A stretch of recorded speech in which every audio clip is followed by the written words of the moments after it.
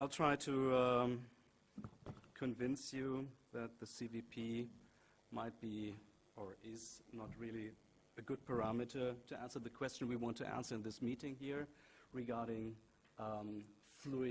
guiding fluid therapy, monitoring preload.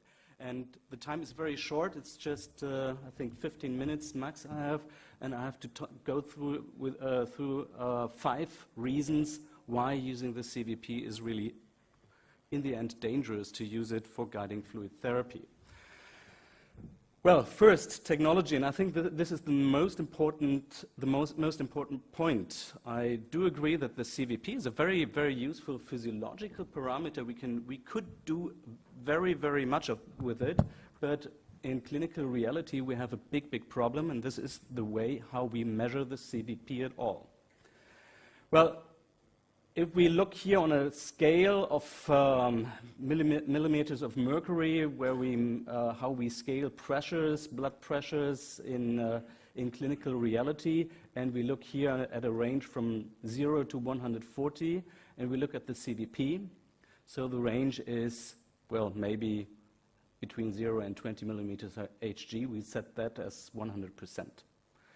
So if we now say the decision maker, and you said, well, maybe changes in CVP might be a good parameter, then we talk about, Sheldon Magder pointed that out once in a very, very brilliant editorial in Intensive Care Medicine many years ago. We should look at changes of 2 millimeters of mercury in the CVP. So we call that the decision maker. So this is 10% then.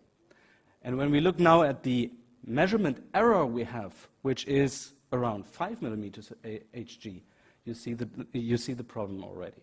This is different in arterial pressure when we look here, when we set maybe 130 as 100%. And the decision maker might be maybe 10 millimeters of mercury. This is 10%. So the measurement error is not as important. So this, in my eyes, rules out the CVP in its current form, how we measure it, as any form of measurement of changes over time here.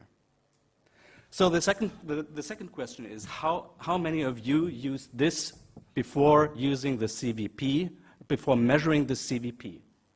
And this is the point of zeroing the CVP to the anatomic level. And I'm sure also in my department nobody had something like this in his or her hands. But this is really important. Very, very small but provocative study from Katie Fick here. She asked 50 healthcare providers to measure the CVP, and she compared how the anatomic zeroing was done and the results that resulted from this regarding the measurement of the CVP. And you can see here the range in the different body positions. There was a range of more than 40. And this means in the end that a CVP, well, in one and the same patient between different healthcare providers, the CVP was measured either 0 or it could be more than 30.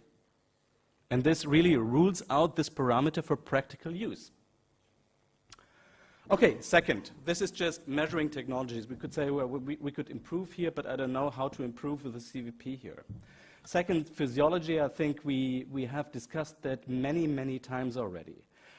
We saw that curve. We want to assess with the CVP some relation between pressure and volume as the measurement of preload. But there are so many conditions, in particular in the critically ill patient, but also in the OR, in the cardiovascular healthy patients, that change this relationship. And there are just a couple of those points: ventilation, intra-abdominal pressure, structural changes in the heart. One patient has a myopathy, the other one not. And this changes this relation dramatically.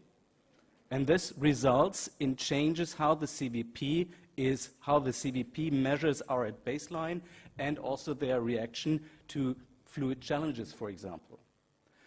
A very, very brilliant example for this is an old experimental study. It was done by surgeons measuring the CVP, the group of Schachtrup, measuring the CVP in pigs and measuring in parallel the cardiac output.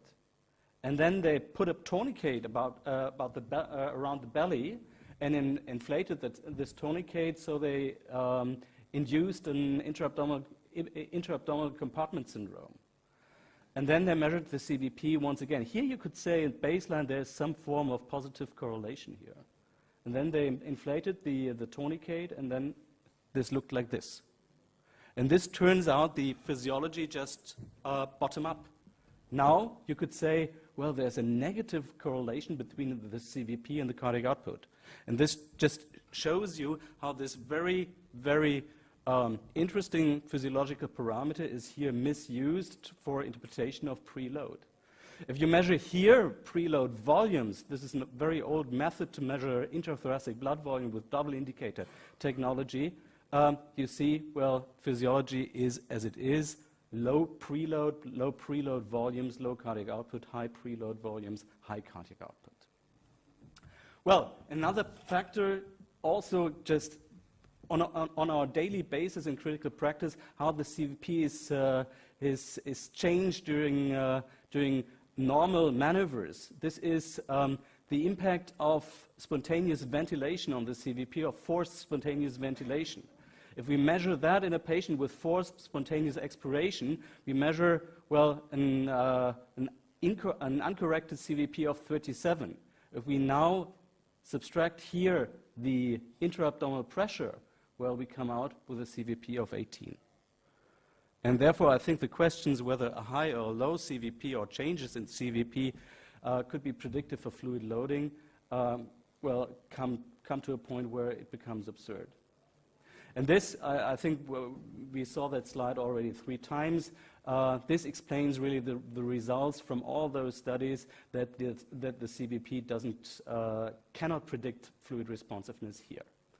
So, very, very briefly, the clinical consequences. We put the CVP so in high presence, but honestly, the values where most of the clinicians work with on a daily practice, well, the optimal CVP is 8 to 12. They were completely arbitrarily set, and you see that from the Rivers trial. Well, the CVP of 8 to 12, they were used in both groups, and this shortcoming, I try to investigate where these 8 to 12 came from. I failed. Maybe some of you found this out, but it will not become better when we do the same studies once again with the big trials right now. The values of the CVP were simply taken from I don't know where. 4th point, the use of the CVP according to the Surviving Sepsis Campaign guidelines, like they were set, they end up really in wrong medical decisions. And I just want to show you a very, very short study, a brilliant study from Antoine. I show that on each meeting because I think, Antoine, this was really a fantastic study where you included nearly 50 patients in septic shock and then compared the decision-making process when using the CVP and the Surviving Sepsis Campaign guidelines, and you compared that to echocardiography examinations in those patients. Very simple here, but the CVP was one of the main decision makers. And the results were really striking. When you look here at these four quadrant plots, where you see in green where the decisions between the Surviving Sepsis Campaign and the TEE were exactly the same, and in red where they were just the opposite way around. So regarding hypovolemia, so the decision to give volume, there was discordance, contradiction in 30% of the patients. Regarding contractility, there was also nearly 30% of contradiction, and this, what we are doing on a daily basis, always as the first thing, you know, these giving vasopressors, the contradiction rate was nearly 60%. And we had the same idea in parallel and did that in an animal study where we compared, here we don't have any outcome data. Is this really of consequence for the patients?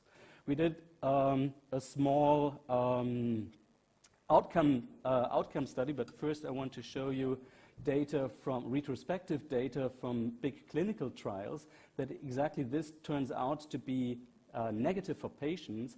The results of the VAST trial reanalyzed nearly 1,000 patients. And here you can see that actually the outcome for the patients when the CVP was used as proposed by the Surviving Sepsis Campaign was even worse compared to targets of lower CVP. And as I told you, we did that in an animal study where we did that prospectively, where we induced in those animals, in those pigs, a severe sepsis, a septic shock based on a pancreatitis. And here you see the volumes that were applied when using the CVP as the major guide compared to functional preload parameters. And you can see those animals were just drowning. And here you can see also the correlate here, the increase in extravascular lung water in those animals. And the result was, well, you can do that in an animal study then. We had a look to the microcirculation in the end organs. And here in the pancreas, good, still a quite good microcirculation in the control group, and the Surviving Sepsis Campaign group with the CVP, the decreased microcirculation. And the same thing, well, regarding the oxygenation of the end organ. And the most striking finding was here that was a survival study over 7 days. Well, those pigs died much earlier, and a higher number of those animals died earlier when the CVP was used as the main parameter for fluid therapy. So in the end, I must say, for guiding fluid therapy, when we measure the CVP like we do it in clinical practice, I don't want the CVP here. Thank you very much.